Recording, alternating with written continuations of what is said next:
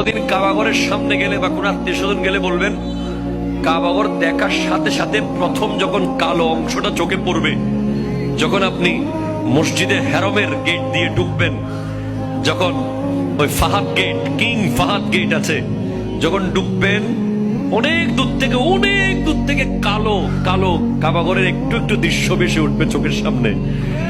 তখন দোয়াটা করবেন, কি দোয়া করবেন কয়টা? যখন কয়টা? একটা দোয়াই কবুল হবে দেখার সাথে সাথে। কাবা ঘর দেখার সাথে সাথে প্রথম যে দোয়াটা করবেন ওটা কবুল করবেন কে?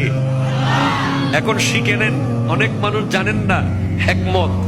আপনি একটা দোয়া করবেন, একটাই শেষ, একটা সুযোগ পাবেন আপনি, কিন্তু আপনি এমন এক দোয়া করবেন যেন যতদিন ওখানে থাকেন প্রত্যেক দোয়া কবুল হয়ে যায়। এই হিকমতি দোয়াটা শিখে নেন। আপনি বলবেন, আল্লাহ আমি 10, 12, 15 যতদিন এখানে থাকবো